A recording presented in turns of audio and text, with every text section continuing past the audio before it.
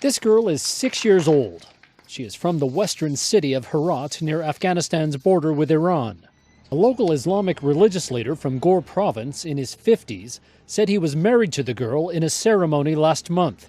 This week, police arrested him.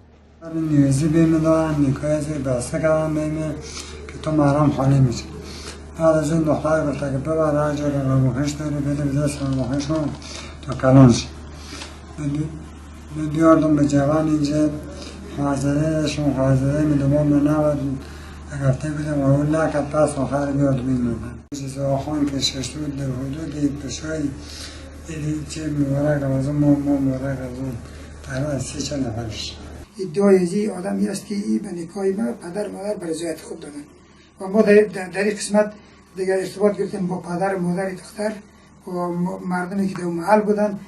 مادر دختر ادعا کاملا رد میکنن که به نکاح او بوده. اونها ادعاش در تلفنی همی است که دختر از پیش ما مفقود شده. The mullah has been charged with kidnapping and illegally marrying a minor. The age of consent in Afghanistan is 16, but forced marriages of minors are still widespread. After the mullah's arrest, the girl was taken to a local hospital.